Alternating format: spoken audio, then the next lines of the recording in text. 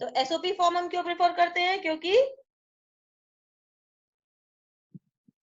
Literal का मतलब 1 और लिटरल के बार का मतलब 0 होता है, विच इज स्टैंडर्ड नोटेशन। ए का मतलब 1 और ए बार का मतलब 0।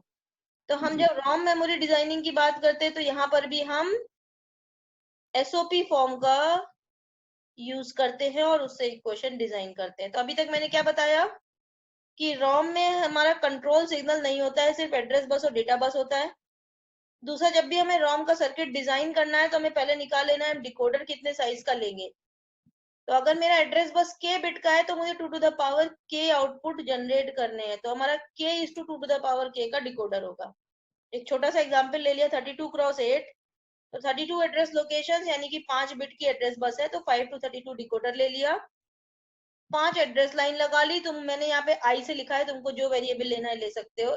तो i0 से i4 5 एड्रेस लाइन हो गई। इसको यूज करके 32 आउटपुट जनरेट कर दिए। अब मेरी डेटा बस कितनी है? 8। तो 8 वर्टिकल लाइंस यहाँ पे लगा ली। अभी मैंने कनेक्शन कुछ नहीं किया, 8 वर्टिकल लाइन लगा ली और सबके आउटपुट पे और गेट से हमने 8 बिट का डेटा जनरेट कर लिया। ठीक है, यहाँ पे मैंने आई से एड्रेस और ए से डेटा लिखा है। तुम्हारी मर्जी है, तुम ए से एड्रेस डी से डेटा लिख सकते हो, तुम्हारा चॉइस है जो लिखना है। तो अभी तो हमने इसको सिंपल सर्किट की बात की है कि ये डिजाइन कैसे करते हैं। अभी मैंने यहाँ पे कोई इक्वेशन डिजाइन नहीं की है। ठीक है, यहाँ पे जो हमारा यस हर मैम। क्रॉस पॉइंट है, जो 2 हॉरिजॉन्टल और वर्टिकल लाइन का कनेक्शन है, जो जो टर्म यहाँ सर्किट में प्रेजेंट होगा उस पे ये क्रॉस लगेगा। और अगर कुछ नहीं लगा इसका मतलब वो टर्म मेरा एग्जिस्ट नहीं करता। तो मान लिया, एक एग्जाम्पल की बात करती हूँ मैं, कि मेरा जो A7 का इक्वेशन है, इट कंसिस्ट ऑफ 3, 28, 30 एंड 0। तो ये जो मैंने 4 टर्म बोले, इनके इंटरसेक्शन पे क्रॉस लगा दोगे और बाकी सबको एज इट इज छोड़ दोगे। तो A7 इक्वल टू क्या हो जाएगा? 0 प्लस 3 प्लस जो भी हमने 4 टर्म लेने हैं वो 4 टर्म एग्जिस्ट कर जाएंगे। ठीक है, अब कैसे इसको डिजाइन करते हैं? हमारा अभी हमने बताया 2 एरे हमने यूज किए, एक तो एंड एरे या एंड गेट्स और एक और एरे यानी कि सेट ऑफ और गेट्स। जब हम रॉम की बात करते हैं तो हम इसको 2 तरीके से डिजाइन करते हैं। सबसे बेसिक डिजाइनिंग हमारी प्रोग्रामेबल रॉम, यहाँ पे हम एंड एरे फिक्स यूज करते हैं और एरे को प्रोग्राम करते हैं। तो हमारा फिक्स एंड एरे होता है, कितना एंड एरे होगा? जितना हमारा डेटा बस है और एड्रेस बस है, ये तो मेरे सारे इंटरकनेक्शन जो है ये एंड गेट शो कर रहे हैं, तो ये हमारा एंड का एरे फिक्स है। अब जहां जहां पे मेरा इनपुट कनेक्ट होगा उसका आउटपुट 1 यानी कि वो टर्म एग्जिस्ट करेगा। तो जो मेरा कनेक्शन एग्जिस्ट करेगा उसको हम मार्क करेंगे क्रॉस से, ये दिख रहा है क्रॉस। और जो कनेक्शन एग्जिस्ट नहीं करेगा उसको हम एज इट इज छोड़ देंगे, उसका मतलब 0 होगा। तो बेसिक प्रोग्रामेबल रॉम डिजाइनिंग में हम फिक्स्ड एंड एरे लेते हैं और प्रोग्रामेबल और एरे लेते हैं। इसको ज्यादा अच्छे से समझने के लिए अब तुम देखो तो तुम्हें सर्किट समझ में आएगा। ये हमने एक इक्वेशन ले लिया, ये बिल्कुल वही डिकोडर है। अब यहाँ पे जब देखोगे तो कुछ क्रॉस दिख रहे हैं, सबको सर्किट दिख रहा है, ये क्रॉस क्रॉस क्रॉस, यहाँ पे 4 क्रॉस लगे हैं। इसका मतलब A7 equal to I0 plus I2 plus I3 plus I29। ठीक है, कौन कौन से टर्म होंगे इस इक्वेशन में? A7 में जो जो टर्म पे क्रॉस लगा है, तो 0 प्लस 2 प्लस 3 प्लस 29। सिमिलरली 6 में देखो कौन कौन सा क्रॉस लगा है, 2, 29, 30। तो 6 मेरा में ये 3 टर्म हो जाएंगे। तो हम अब आउटपुट के टर्म कैसे निकालेंगे? जहां जहां पे क्रॉस लगा है वो आउटपुट पे, वो उस एंड गेट का आउटपुट 1 है। और जिस मैम हमें क्रॉस या, हाँ कहाँ पे बोलो क्रॉस लगा है? क्या? क्रॉस कहाँ पे लगा है कैसे पता चलेगा? तो डायग्राम में आपने दे दिया है। अभी तो तुम डिजाइन करो, ये तो मैंने एग्जाम्पल बता दिया, अब तुमको इक्वेशन दे रही हूँ, तुमको पता चलेगा कैसे बनाओगे। ठीक है, अगर ये डायग्राम ऐसा बना हुआ है तो जहां जहां क्रॉस लगे हैं इसका मतलब इसका आउटपुट, इस एंड गेट का आउटपुट 1 है। जहाँ पे क्रॉस नहीं लगा इसका मतलब उस एंड गेट का आउटपुट क्या है, 0 है। ये तो समझ में आ गया। तो डायग्राम है तो मैंने इक्वेशन लिख लिया इससे। A6 को क्या लिखेंगे, 2 + 29 + 30, ऐसे ही सारा लिख सकते हो। मैम A6 में 0 क्यों लिखा मैम? कहाँ लिखा है 0? मतलब ये A6 में 0 नहीं लिखा है, यहाँ पे क्रॉस है, क्रॉस का मतलब 1 है एंड गेट का आउटपुट। यहाँ पे क्रॉस नहीं है, इसका मतलब एंड गेट का आउटपुट 0 है। इस पे क्रॉस है, इसका मतलब एंड गेट का आउटपुट 1 है। क्रॉस है, इसका मतलब एंड गेट का आउटपुट 1 है। ये शो कर रहे हैं हम। A6 में नहीं लिखा है ये। जहां जहां क्रॉस है, हर इंटरसेक्शन का मतलब एंड गेट। जिस एंड गेट पे क्रॉस लगा है, इसका मतलब उस एंड गेट का आउटपुट 1 है। बाकी सबका आउटपुट 0 है जहां पे क्रॉस नहीं लगा है। ठीक है, तो डायग्राम में देखोगे क्रॉस इस लाइन के हिसाब से लिखा है मैंने। इस क्रॉस का मतलब 1 हो गया। मैम हाँ, मैम जो आउटपुट ले रही हैं 1011 करके, वो तो सबसे लास्ट वाला जो 31 है वहां से ले सकते हैं ना? आउटपुट नहीं है ये 1011, ये आउटपुट नहीं है। मतलब हाँ, मतलब जो जैसे मैम जो मतलब कनेक्शन जो हो रहा है वो 1 है, जो मतलब 0 में डिसकनेक्टेड, बिल्कुल मतलब वो तो बिल्कुल नीचे भी बिल्कुल। ले सकते हैं। हाँ, ये तो नीचे ही लेंगे। ये तो यहाँ पे समझाने के लिए लिखा है, क्रॉस का मतलब 1 और क्रॉस नहीं है इसका मतलब 0। ठीक है, मतलब मैम वहां नहीं कह रहे मैम, 31 पे कह रहे हैं, 31 सबसे लास्ट। 31 सबसे हाँ यहाँ पे लिख लो तो ये वाला ये 0 हो जाएगा। 0 ये 0 हो हाँ, जाएगा। ये भी 0 0। ये 1 हो जाएगा। Yes ma'am. 1 ये 1 हो 1 जाएगा। 1। तो मतलब इसका लॉजिक सिंपल ये समझा रही हूँ। हाँ ओके क्रॉस मैम। का मतलब 1 और क्रॉस नहीं है इसका मतलब 0। तो जिस जिस एंड गेट का आउटपुट 1 है, वो आउटपुट पे यहाँ पे A7 में सम हो जाएगा। एसओपी फॉर्म में लिख रहे हैं हम। तो अगर हम A7 की इक्वेशन लिखेंगे तो क्या लिखेंगे, समेशन 0 + 2 + 3 + 29। ऐसे ही किसी भी टर्म की इक्वेशन लिख सकते हो। अब अगर मुझे लिखना आता है तो मेरे पास इक्वेशन दी है, तो हम सर्किट डिजाइन कर सकते हैं। तो अब मैंने क्या किया, एक इक्वेशन दे दी है कि इम्प्लीमेंट 3 इनपुट लॉजिक। F0 का वैल्यू है समेशन में 0157, 1 की वैल्यू है 0126, F2 की वैल्यू है 234। तो ये इक्वेशन अब तुम्हें ROM यूज करके डिजाइन करनी है। दिख रही है?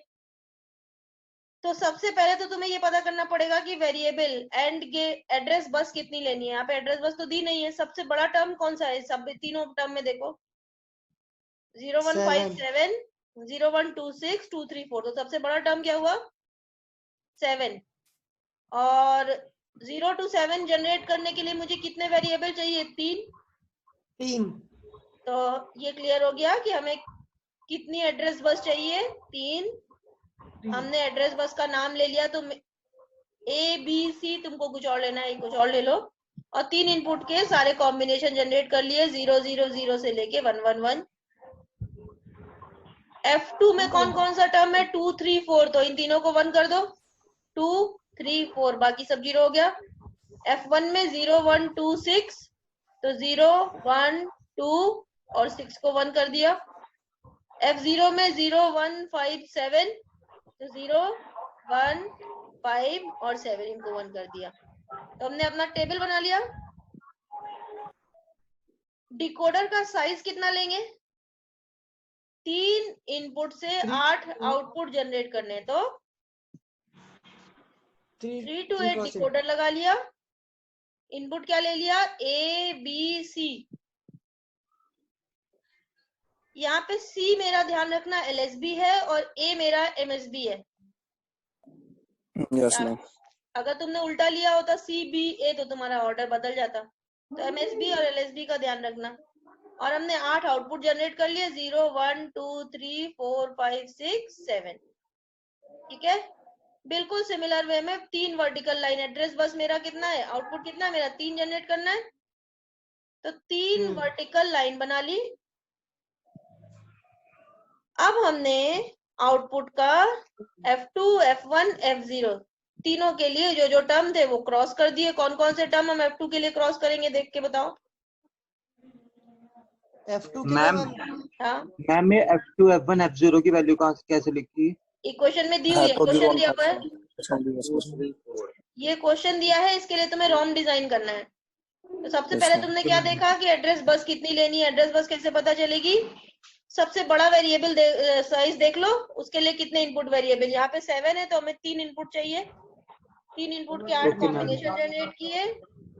F0 Yes, में जो ma'am. जो टर्म दिया उसको 1 कर दिया, सिमिलरली F1, सिमिलरली F2, तो यहाँ पे हुआ। Yes, ma'am.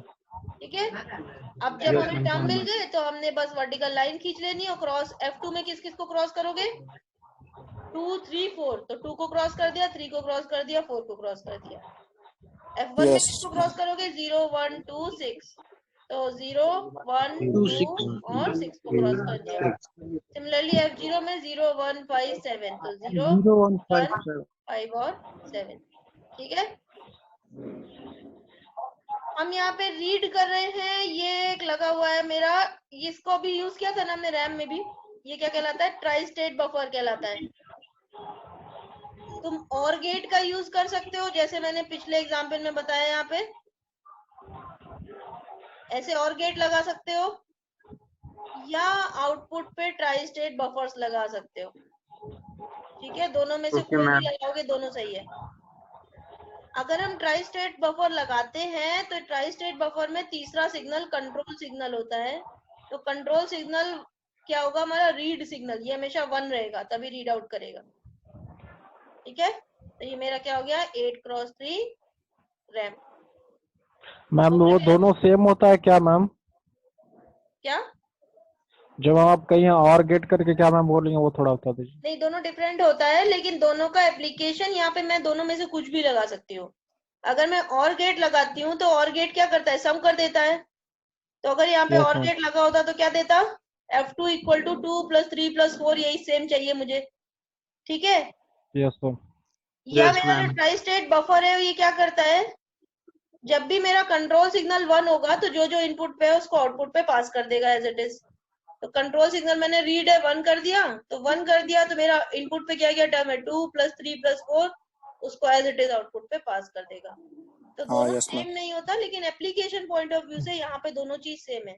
तो दो अलग अलग इसलिए दिखाए कि अगर पेपर में बफर्स यूज करके सर्किट दिया है तो भी तुम पहचान सको, और अगर और गेट दिया है तो भी तुम पहचान सको। ठीक Okay, है ma'am. ठीक है, क्या तो रॉम Yes, डिजाइनिंग आसान है, मेरे ख्याल से क्लियर हो गई होगी। अभी हमने रॉम डिजाइन yes, किया, ma'am. बिल्कुल बेसिक। यहाँ पे हमने फिक्स्ड एंड एरे लिया था और प्रोग्रामेबल और एरे लिया था। एंड एरे फिक्स क्यों कहा हमने, क्योंकि एंड गेट तो ये सारे लगे, कितने एंड गेट लगे हैं यहाँ पे, 8 3 into 3 यानी कि 24 एंड गेट्स लगे हैं।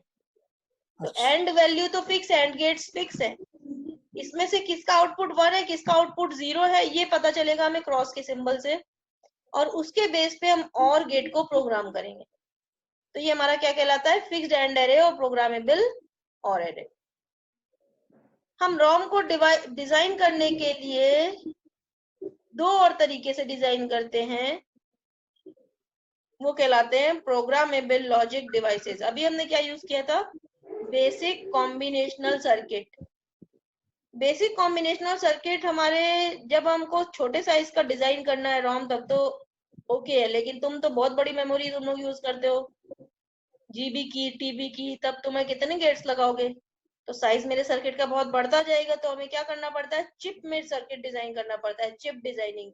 और जब हम चिप में डिजाइनिंग करते हैं तो हम प्रोग्रामेबल डिवाइसेस का यूज करते हैं, जिसमें हमारे आ जाते हैं programmable logic arrays, PLA, PL और एफपीजीए सर्किट्स। तो अभी तो हमने बेसिक देखा कॉम्बिनेशनल सर्किट से कैसे डिजाइन करते हैं।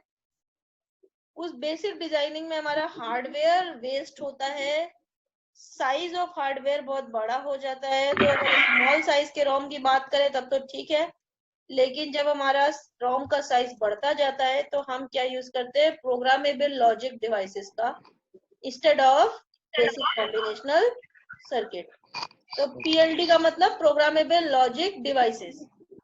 ये हमारे फर्दर दो टाइप के होते हैं, पीएलए प्रोग्रामेबल लॉजिक एरे और PAL that is programmable array logic. दोनों में थोड़ा थोड़ा सा डिफरेंस है, ज्यादा डिफरेंस नहीं है।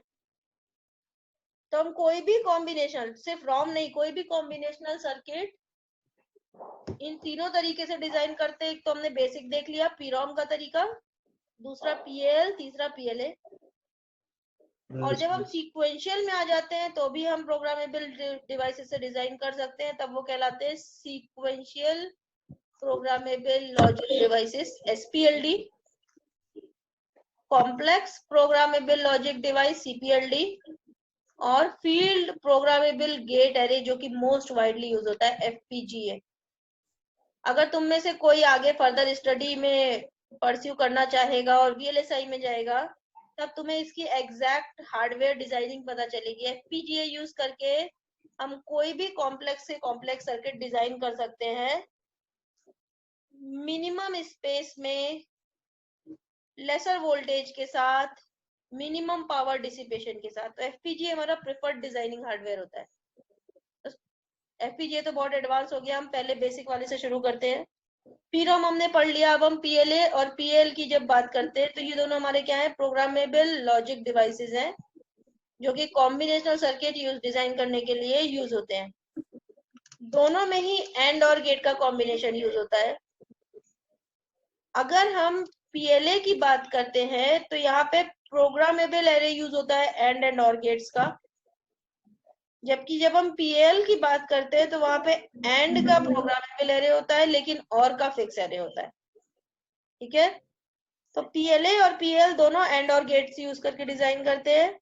अगर एंड और दोनों प्रोग्रामेबल एरे है तो वो PLA कहलाएगा।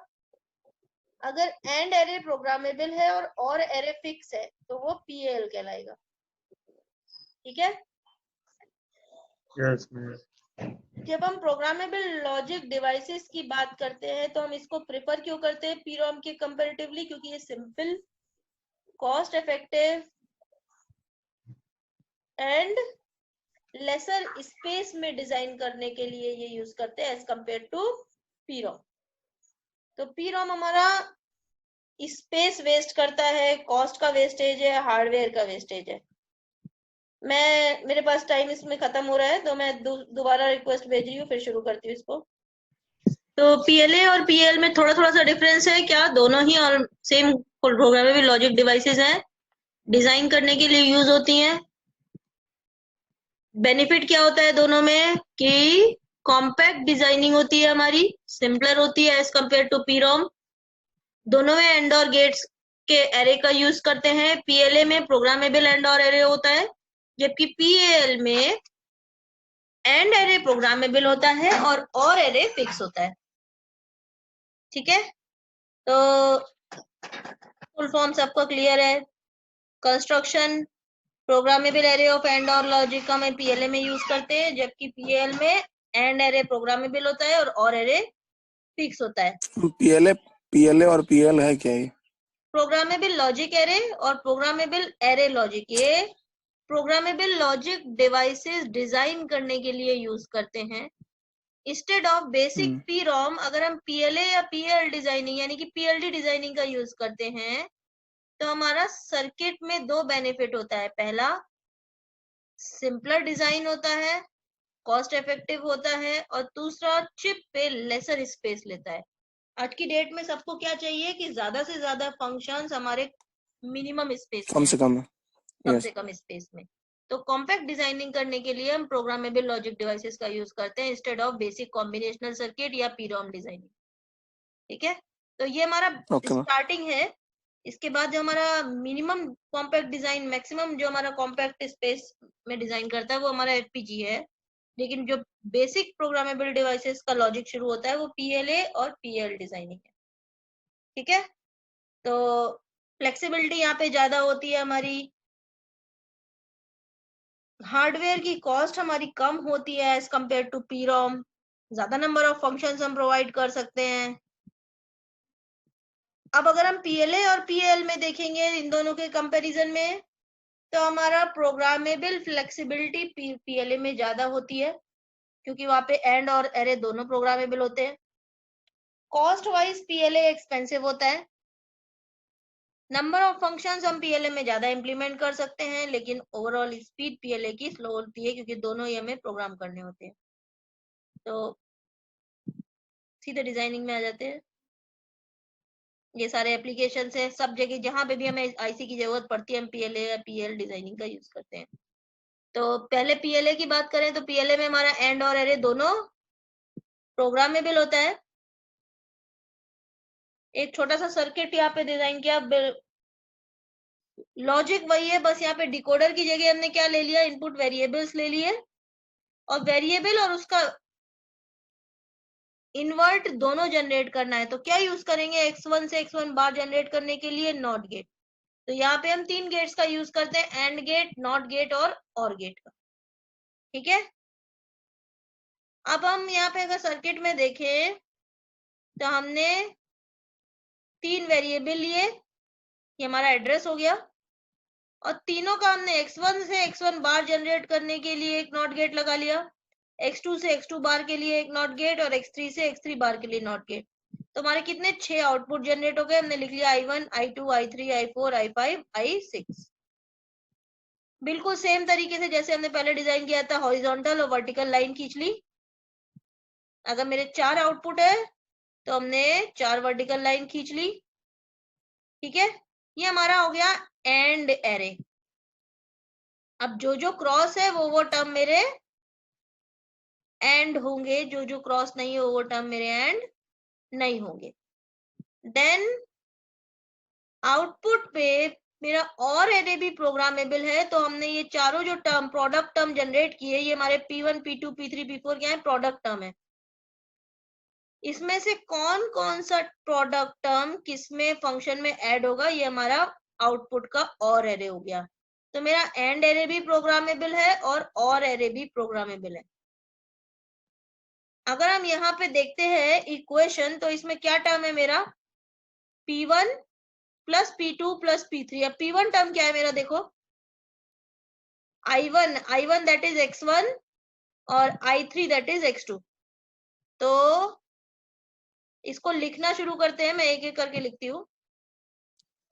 F1 मेरा क्या है, आउटपुट एरे से देखना शुरू करो, और गेट लगा हुआ है, तो P1 plus P2 plus P3 plus P4 ठीक है, 3 यस मैम। अब P1 प्रोडक्ट टर्म में देखोगे तो कौन कौन सा क्रॉस है, I1 और I3।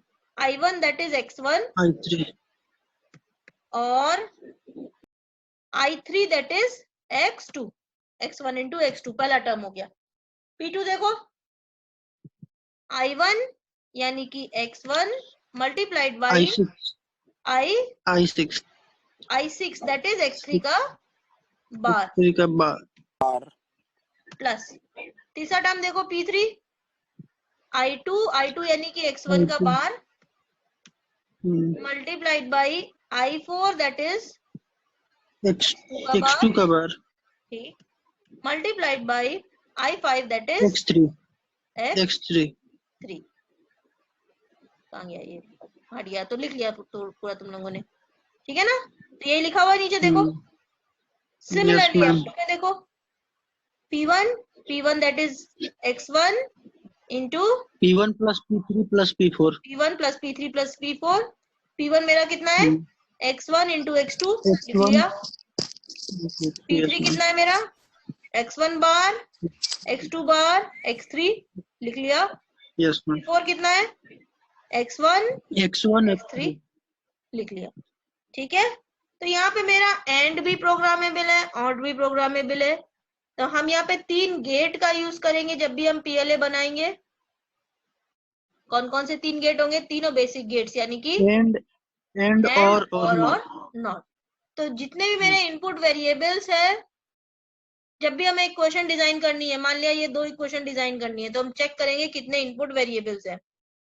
हर वेरिएबल और उसका कॉम्प्लीमेंट जनरेट करने के लिए उतने नॉट गेट लगा देंगे।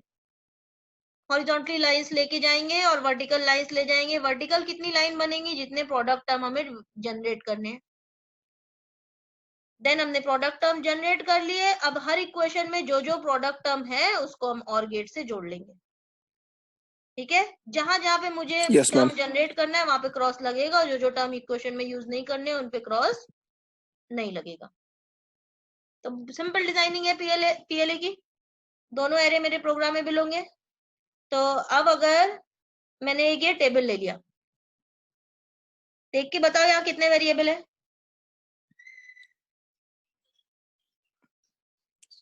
वेरिएबल कितने हैं, A B C 3 input variable है। ठीक है, तीनों वेरिएबल। तो मुझे नॉट गेट कितने लगेंगे, मैम 3 लगेंगे इसमें। 3 लगेंगे। ए से ए बार, बी से बी बार और सी से सी बार नॉट गेट जनरेट कर लोगे। अब यहाँ पे देखोगे तो थोड़ा सा गेट डिफरेंट दिख रहा है।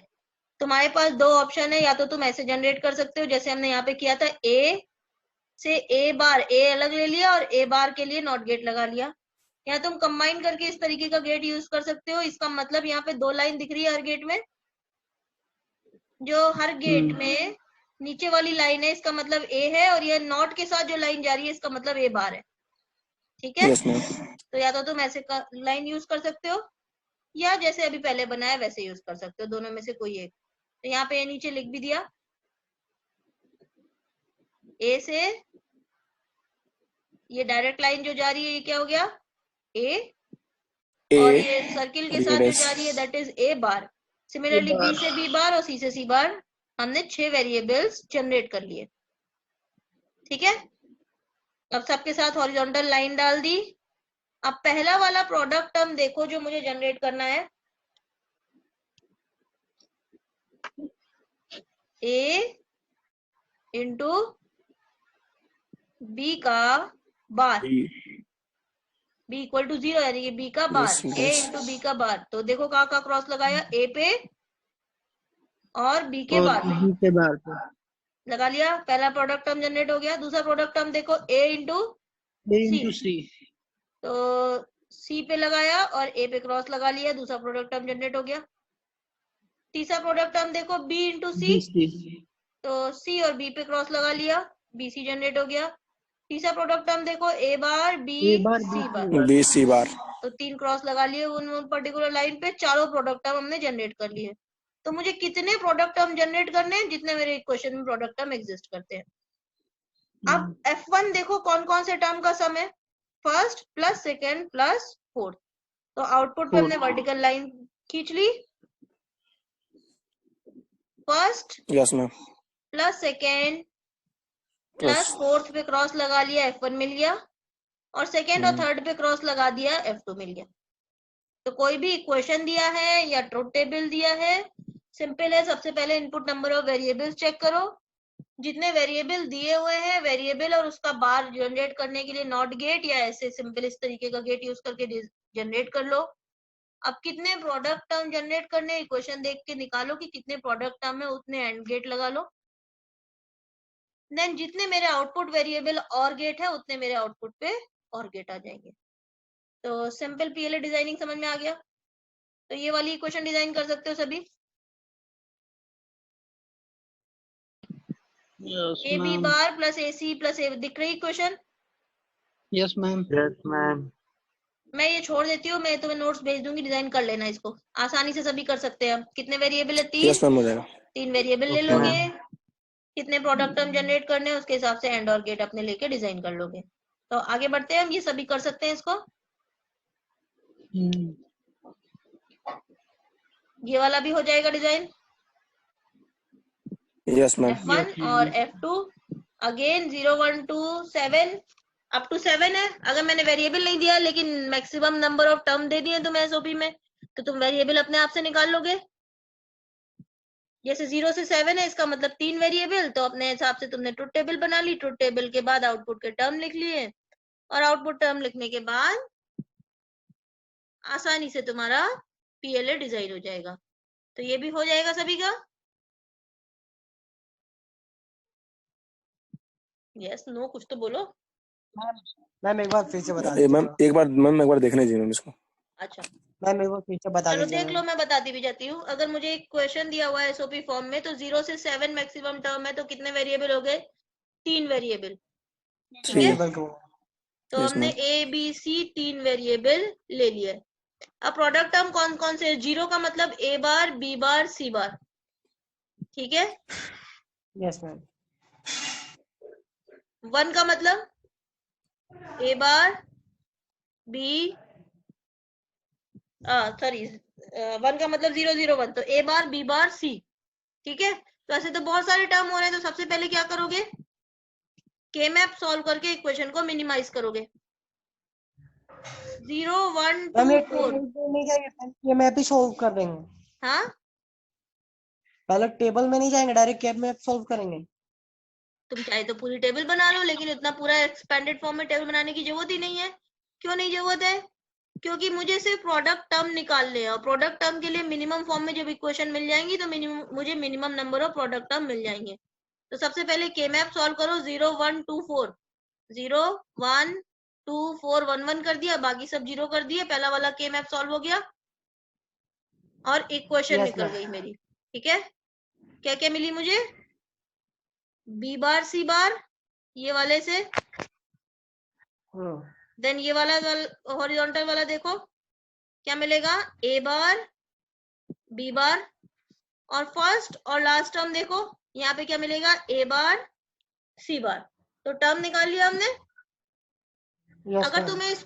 तुम इसको बार के टर्म में लिखोगे तो ये हमारा इस तरीके से आ जाएगा। कोई एक टर्मिनोलॉजी में लिख लोगे, पहला वाला ही ठीक है। Yes, ma'am. पहला ठीक है। दूसरा आ गया ऐसे हमारा मैम 0 5 6 7, फिर तुमने इनपुट करा लिया 0 5 6 7, फिर से हमारे 3 टर्म आ गए। पहला वाला, इसके साथ तो कोई मैम ये कॉम्बिनेशन नहीं बना। हाँ बोलो। मैम, लेकिन टेबल कैसे बनाया मैम? टेबल नहीं समझ में अभी आ रहा बता रही हूँ। पहले टर्म निकाल लिए तुमने।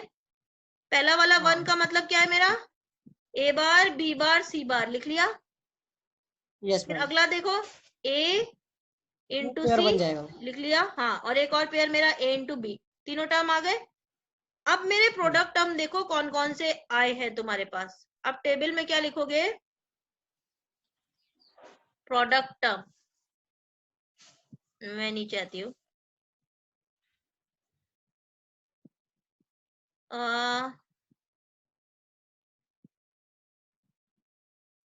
यहाँ पे लिखते हैं। ठीक है, हमारे पास जितने प्रोडक्ट टर्म आ रहे हैं वो सारे हम लिख लेंगे। कौन कौन से प्रोडक्ट टर्म आ रहे हैं जरा इक्वेशन देख के बताओ। A B A C B C, A bar B bar B bar C bar. ठीक है, इधर बी इक्वेशन में आ बार सी जाओ। बार। A bar B bar, A bar C बार और बी बार सी बार। अगर हम इतने सारे अलग अलग टर्म ना निकाल के इसको कॉम्प्लीमेंट फॉर्म में लिखेंगे तो हमें सिमिलर टर्म यूज करने पड़ेंगे। ए बी और ए सी हमारे मैच कर जाएंगे, सिर्फ एक एक्स्ट्रा टर्म आएगा बी सी। ठीक है, तो हम यहाँ पे कॉम्प्लीमेंट लेकिन मैम यहाँ फॉर्म। पे तो बार है ना, हाँ, यहाँ पे तो इसका बार है, वहाँ पे तो नॉर्मल ए बी है, उसमें बार नहीं है। अरे मेरे पास सबसे पहले F2 में देखो कौन कौन से टर्म है। ए बी, हाँ, ए सी, ए ए सी, बार B bar C bar, A bar B bar B bar सी सी बार। बार। ठीक है, अब अगर मैं इक्वेशन को F1 को एज इट इज लिखती हूँ तो कौन कौन से टर्म मिलते हैं, ए bar B bar, A bar C बार और बी बार बी सी बार। बार सी बार। यानी मुझे 6 प्रोडक्ट टर्म 6 एंड गेट लगाने पड़ेंगे। मेरा टारगेट क्या होता है, सर्किट को मिनिमाइज करना। अगर हम F1 की जगह F1 के कॉम्प्लीमेंट के फॉर्म में डिजाइन करते हैं, कॉम्प्लीमेंट निकालने के लिए सबको पता है डी मॉर्गन अप्लाई करते हैं अगर हम, तो हमारा ए बार बी बार किस में कन्वर्ट हो जाएगा, कॉम्प्लीमेंट में ए बी में। ए बार सी बार किस में कन्वर्ट हो जाएगा, ए सी में। और बी बार सी बार किस में कन्वर्ट हो जाएगा, बी सी में। इससे फायदा क्या होगा कि 2 टर्म हमारे देखोगे तो हमें दोबारा डिजाइन नहीं करने पड़े। ए बी और ए सी ऑलरेडी एग्जिस्ट कर रहा है, सिर्फ मुझे एक और टर्म निकालना पड़ेगा बी सी। तो हमें 6 की जगह सिर्फ 4 ही प्रोडक्ट टर्म यानी 4 एंड गेट लगाने पड़ेंगे। तो सर्किट का मेरा प्राइमरी टारगेट क्या होता है, lesser number of gates use करके सेम सर्किट को इम्प्लीमेंट करना। तो अगर तुम दोनों को F1 और F2 डिजाइन करते हो तो मुझे 6 अलग अलग प्रोडक्ट टर्म जनरेट करने पड़ रहे हैं, जिससे मेरा हार्डवेयर का कॉस्ट बढ़ जा रहा है। मेरा गोल क्या होता है, to minimize the number of product terms between 2 functions. ये लिखा हुआ है ऊपर, लाइन पढ़ो। क्यों हम प्रोडक्ट टर्म मिनिमाइज करते हैं, ताकि हम हार्डवेयर की कॉस्ट को कम कर सके। तो अगर हम F2 और F1 बार डिजाइन करते हैं तो बेनिफिट क्या हो रहा है मेरा, कि प्रोडक्ट टर्म मेरे मिनिमाइज हो रहे हैं। 6 की जगह मुझे 4 ही यूज करने पड़ रहे हैं। ठीक है, तो इसलिए हम इसको बार के फॉर्म में डिजाइन करेंगे, ना कि लिटरल के फॉर्म में डिजाइन करेंगे। अगर हम 0 को सर्किल करते हैं, ये इक्वेशन कैसे निकाली, 0 को सर्किल करो तुम के मैप में 1 की जगह, तो क्या टर्म मिलेगा मुझे, के मैप दिख रहा है, एक पेयर ये आ गया, एक 0 का पेयर ये आ गया और एक 0 का पेयर ये आ गया। क्योंकि हम 0 को सर्किल कर रहे हैं तो हम क्या लिखेंगे इक्वेशन में, बार लिखेंगे। ये टर्म क्या है मेरा, b इंटू सी, लिख लिया। ये टर्म मेरा कितना है, a इंटू सी, लिख लिया। ये वाला टर्म कितना है, a इंटू बी, लिख लिया। हम 1 की जगह 0 को सर्किल कर रहे हैं तो हमने पूरी इक्वेशन में बार लगा लिया। जब भी हमें दो डिफरेंट टर्म्स को डिजाइन करना है तो हम हमेशा F1 और उसका बार दोनों लिखेंगे, F2 और उसका बार दोनों लिखेंगे। इससे मुझे क्या बेनिफिट मिलेगा, कंपेयर करके हम निकाल पाएंगे कि कौन सी दो इक्वेशन में मुझे minimum number of gate design करने पड़ रहे हैं। अगर हम F1 और F2 डिजाइन करते हैं तो मुझे 6 प्रोडक्ट टर्म चाहिए। अगर हम F1 और F2 का बार डिजाइन करते हैं तो भी मुझे ज्यादा प्रोडक्ट टर्म चाहिए, A bar B bar, A bar C bar, P bar C bar, A bar C, A bar B, A B bar C bar, यानी 6 ही चाहिए, कम नहीं हो रहे। लेकिन अगर हम F2 और F1 बार डिजाइन करते हैं तो मेरे नंबर ऑफ प्रोडक्ट सिर्फ 4 डिजाइन करने पड़ रहे हैं। ए बी सेम है, ए सी सेम है, बी सी और ए bar B bar C bar, ठीक है। तो जब भी दो डिफरेंट फंक्शंस पीएलए से डिजाइन करने हैं तो क्या करोगे, के मैप सॉल्व करोगे 1 यूज करके और 0 यूज करके, दोनों को सॉल्व करके इक्वेशन लिख लो। अब दोनों इक्वेशन कंपेयर कराओ और चेक करो कि किसमें हमें minimum number of term use design करने के लिए यूज चाहिए, वो कॉम्बिनेशन डिजाइन करोगे। तो यहाँ पे मैं क्या करूंगी, F2 और F1 बार को डिजाइन करूंगी। उससे मेरा एक ही बेनिफिट होगा कि मुझे नंबर ऑफ प्रोडक्ट टर्म कम चाहिए होंगे। हमारा गोल होता है पीएलए डिजाइनिंग में मिनिमम प्रोडक्ट के साथ डिजाइन करना। तो अब मेरे को कौन कौन से चाहिए, ए बी, ए सी, बी सी और ए बार बी बार सी। चारों टर्म प्रोडक्ट टर्म जनरेट कर लिए। प्रोडक्ट टर्म जनरेट करने के बाद किस किस इक्वेशन में कौन कौन से टर्म प्रेजेंट है, ए बी F1 में भी है और F2 में भी है, ए सी F1 में भी है और F2 में भी है, बी सी मेरा F1 में है F2 में नहीं है, डैश कर दिया। और ए बार बी बार सी F1 में नहीं है, F2 में है, 1 कर लिया। अब सिंपल वही। मैम हाँ ये F1 F2 के ऊपर क्या लिखा मैम, सी और आई? एक सेकेंड, कहाँ लिखा, F1 ये टेबल में सी और टी लिखी है ना मैम, टी मतलब ट्रांसपोज। F2 हमने एक सॉरी, और सी क्या होगा? यहाँ पे आउटपुट और एक आउटपुट का ट्रांसपोज है, यहाँ पे टी गलत लिख दिया है। एक मेरा F1 का ट्रांसपोज होगा और F2 मेरा डायरेक्ट फॉर्म में होगा। तो सी हमारा आउटपुट मतलब 1 और 0 है। तुम 1 और 0 लिख दो या लिटरल और लिटरल का कॉम्प्लीमेंट लिख दो यहाँ पे, या F1 बार और F2 लिख लो, ऐसे किसी भी टर्म में आउटपुट लिख सकते हो तुम, ठीक है। मैंने क्या लिया, F1 बार लिया है और F2 लिया है, तो तुम यहाँ पे F1 बार F2 लिख लो, या एक जगह ट्रांसपोज और एक जगह डायरेक्ट आउटपुट लिख लो, दोनों में से कोई एक टर्मिनोलॉजी का यूज कर लो। तो हमारा फिर गेट हमको सिंपल वैसे ही डिजाइन करने हैं, 3 वेरिएबल ले लेंगे जैसे यहाँ पे डिजाइन किए थे हमने, ए बी सी। उसके बाद required number of AND gate generate कर लेंगे चारों, यहाँ पे लिख लोगे जो जो हमने जनरेट किए, ए बी सी बी सी और ए बार जो जो टर्म तुम्हारे आए हैं, ठीक। उसके बाद एक हमारा डायरेक्ट और गेट हो जाएगा और एक हमारा और के आउटपुट पे नॉट गेट हो जाएगा, या दोनों के एक्सॉर कर सकते हो। अगर हम एक्सॉर 0 के साथ करते हैं तो हमें क्या मिलता है, कुछ आइडिया दोगे, एक्सॉर गेट की प्रॉपर्टी क्या होती है? A B complement ma'am A B का दोनों इनपुट कॉम्प्लीमेंट अगर सेम होंगे तो आउटपुट 0 आएगा, और अगर अलग अलग होंगे तो आउटपुट 1 आएगा, 1 आएगा, ठीक है। मैम हाँ बोलो। ये सर्किट डायग्राम में स्टार्टिंग में ए बार बी बार क्यों, ए बार सी बार क्यों लिया मैम? स्टार्ट कहाँ से हो रही है, किस तरफ से स्टार्ट हो रही है? कहाँ पे ये सर्किट डायग्राम जो आपने बनाया ना, सर्किट में पिछले एग्जांपल का बता रही हूँ, मैंने सर्किट इसका नहीं बनाया, मैंने इस क्वेश्चन का सर्किट नहीं बनाया, मैं तुम्हें समझा रही हूँ कि ऐसे बनाओगे तुम इसको, ठीक है, इसका तुम बनाओगे, इसका यहाँ तक करा है, इसका डिजाइन नहीं किया है, तो मैं बता रही हूँ तुम्हें कि तुम कैसे बनाओगे। ठीक है, ये इस क्वेश्चन का सर्किट नहीं है, ये पिछले वाले क्वेश्चन का सर्किट है। तो एबीसी टर्म लोगे बिल्कुल वैसे ही,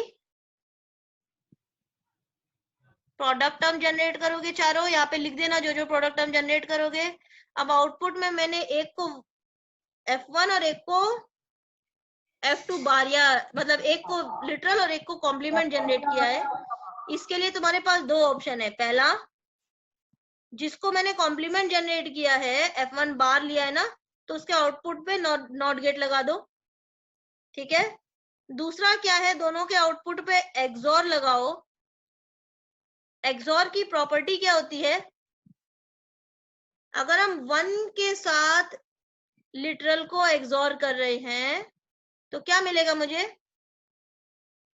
जब भी 1 आएगा तो आउटपुट 0 हो जाएगा, और 0 आएगा तो आउटपुट 1 हो जाएगा, यानी कि F1 से मुझे F1 बार मिलेगा। एक्सॉर गेट की प्रॉपर्टी क्या होती है मेरी, सेम इनपुट पे आउटपुट 0 मिलता है डिफरेंट पे 1 और डिफरेंट पे 1 मिलता है।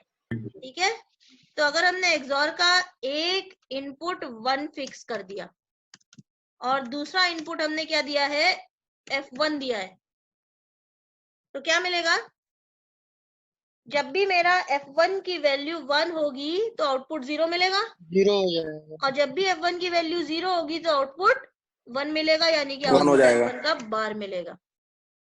ठीक है, तो जिस भी वेरिएबल को मुझे इन्वर्ट करना है उसके साथ हम इनपुट क्या लगा देंगे, यहाँ पे देखो मैंने यहाँ पे F2 को इन्वर्ट किया है, तो इसके साथ हमने इनपुट एक क्या लगा दिया, 1 कर दिया, तो जो मेरा F2 जनरेट हो रहा है आउटपुट पे क्या मिलेगा, F2 का बार। ठीक है, और अगर हम एक इनपुट 0 कर देंगे तो 0 जब भी वैल्यू होगी तो क्या मिलेगा,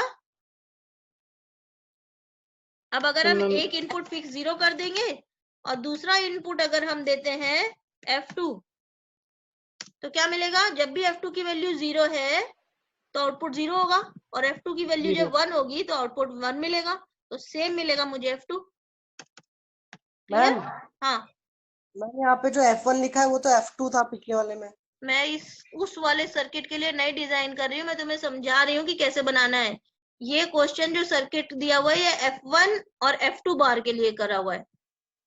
अच्छा, इसी के लिए है ना, इसके लिए है, ये जो मैंने तुम्हें क्वेश्चन दिया उसके लिए नहीं है। ये जो सर्किट है ये F1 और F2 बार के लिए डिजाइन किया हुआ है। तो यहाँ पे F2 बार था, तो F2 बार पे हमने एक इनपुट 1 कर दिया, दूसरा F2 लगा दिया, और F1 मुझे एज इट इज जनरेट करना है तो उसका एक इनपुट 0 कर दिया और दूसरा मैंने F1 लगा दिया। अब अगर हमारा वाला जो हमने अगला क्वेश्चन लिया है उसमें उल्टा है, तो जब तुम डिजाइन करोगे तो किस में लगाओगे, आउटपुट पे 2 एक्सॉर गेट लगा लोगे। F1 पे हम एक्सॉर गेट का एक इनपुट 1 कर देंगे और F2 में एक्सॉर गेट का एक इनपुट 0 कर देंगे। ठीक है, तो सर्किट बिल्कुल ऐसे ही डिजाइन होगा, बस तुम्हारे टर्म्स बदल जाएंगे, थोड़ा थोड़ा सा डिफरेंस आएगा सर्किट में, तो खुद इसको डिजाइन करोगे। तो पीएलए क्लियर सभी को। हम यहाँ पे यूज क्या करते हैं, प्रोग्राम लेवल एंड और एरे लॉजिक। जब भी हमें इक्वेशन दिया होगा तो बस एक चीज का ध्यान रखना, अगर हमें 2-3 इक्वेशन साइमल्टेनियसली डिजाइन करने हैं एक साथ एक ही सर्किट में, तो मेरा टारगेट होगा minimum number of AND gates को यूज करना। तो उसके लिए तुम क्या करोगे, के मैप सॉल्व करोगे, 1 को एनसर्किल करके फंक्शन निकालोगे और 0 को पेयर करके एफ फंक्शन का बार निकालोगे, हर जितने भी वेरिएबल है सबके लिए। और उसके बाद सबको कॉमन करके चेक करो कि कौन से लिटरल का बार और किसके लिए अगर हम लिटरल जनरेट करेंगे, मतलब F1 और F1 बार, F2 और F2 बार, सिमिलरली F3 और F3 बार, सबको कॉम्बिनेशन चेक करो, देखो minimum number of product term कहाँ चाहिए, उसके हिसाब से हम सर्किट को डिजाइन करेंगे। तो मान लिया मेरा F1 बार, F2, F3 बार यूज करके मुझे सबसे कम प्रोडक्ट टर्म चाहिए, तो हम इसी कॉम्बिनेशन में डिजाइन करेंगे और आउटपुट पे क्या यूज कर लेंगे, एक्सॉर गेट का यूज कर लेंगे। जिस वेरिएबल को बार में जनरेट करना है उस एक्सॉर गेट का एक इनपुट 1 फिक्स कर देंगे, और जिस वेरिएबल को एज इट इज जनरेट करना है उस एक्सॉर गेट का एक इनपुट 0 फिक्स कर देंगे। ठीक है। अब अगर हम पीएल की बात करते हैं तो पीएल में हमारा कौन सा एरे फिक्स है और कौन सा प्रोग्रामेबल है? अब यहाँ पे एंड एरे तो मेरा एंड एरे फिक्स प्रोग्रामेबल है, लेकिन प्रोग्रामेबल है, हाँ और एरे फिक्स्ड है। और ठीक है। बाकी डिजाइन करने का तरीका बिल्कुल वैसे ही है, इनपुट का बिल्कुल सेम तरीके से डिजाइन होगा। अगर मैंने x1 x2 x3 ले लिया और गेट नॉट गेट लगा के x1 x1 बार x2 x2 बार जनरेट कर लिया, एंड गेट प्रोग्राम कर दिए। प्रोग्राम का मतलब ये क्रॉस जहां जहां पे है वो 1 है, बाकी सारे 0 है। इसके बाद जो जो टर्म मेरे जनरेट हुए इनको सिंपल कोई क्रॉस नहीं यूज किया है, सम अप करके आउटपुट टर्म जनरेट कर दिए। तो आउटपुट पे कोई प्रोग्रामिंग नहीं है, कोई एरे नहीं यूज किया हुआ है, और एरे मेरा क्या है, फिक्स है। तो यहाँ पे अगर इक्वेशन देखोगे तो ये पहला वाला टर्म कितना है मेरा, x1 x2 x3। F2 में एक टर्म हो गया मेरा x1 x2 x3। दूसरा टर्म कौन सा है देखो, x1 बार x1 बार x2 बार। दूसरा टर्म हो गया x1 बार x2 बार, और गेट लगाए, दोनों को सम करके लिख लिया। F1 में देखो एक टर्म मेरा क्या है, x1 बार x2 x2 x3 x3, पहला टर्म मिल गया। ये दूसरा वाला टर्म, ये वाला देखो x1 x2 x2 x3 x3 बार। बार। ठीक है। तो सर्किट में थोड़ा सा डिफरेंस है क्या, पीएलए में दोनों में मेरा एंड के लिए भी एक हमारा एरे लॉजिक यूज होता था और के लिए भी एक एरे लॉजिक यूज होता था। यहाँ पे हमारा सिर्फ एंड में एरे लॉजिक यूज हो रहा है, और में हम सिंपल गेट्स के आउटपुट को सम अप कर रहे हैं। तो अगर ये इस तरीके का एक इक्वेशन दिया हुआ है W X Y और Z, इसको तुम्हें पीएल से डिजाइन करना है। सबसे पहले बताओ कि मुझे कितने इनपुट वेरिएबल लोगे? 4 होगा ये। सबसे बड़ा टर्म मेरा 15 है, तो A B C और D मैंने 4 टर्म लिख लिए। अभी यहाँ W भी दिख रहा है, छोड़ दो इसको, अभी बताती हूँ कैसे लिया मैंने। 4 टर्म ले लिए। अब 4 टर्म के हिसाब से जो जो टर्म प्रोडक्ट टर्म जनरेट करने हैं बस उनको 1 कर दो। ठीक है। तो पहला टर्म मुझे कौन सा जनरेट करना था, 2। कौन कौन से टर्म चाहिए मुझे, यहाँ पे देख के लिख लो। 0 जनरेट किया सारे टर्म।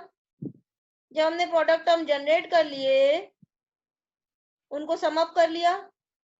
W में मेरा कौन कौन सा टर्म है देखो। इसको देखने के लिए तुम्हें सबसे पहले के मैप भी सॉल्व करना है इन तीनों चारों वेरिएबल का, W का, X का, Y का और Z का। 4 के मैप सॉल्व करके पहले 4 टर्म निकालोगे। तो के मैप सभी को सॉल्व करना आता है? मैं 1 मिनट दूं, जल्दी से मुझे 4 के मैप सॉल्व करके बताओ चारों की इक्वेशन कितनी आ रही है। के मैप सॉल्व कर सकते सभी? 4 वेरिएबल ले लिए मैंने, A B C D। Yes ma'am. W का के मैप में 2 12 और 13 1 1 1 करो, के मैप सॉल्व करो, इक्वेशन देखो कितनी आ रही है। Similarly X Y Z।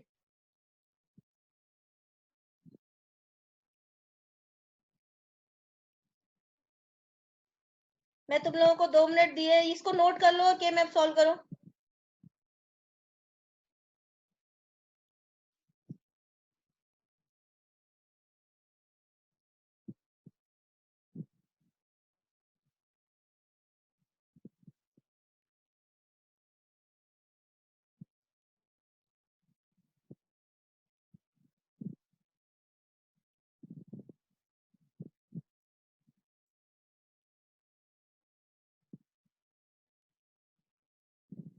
ये चारों इक्वेशन नोट कर ली सभी ने?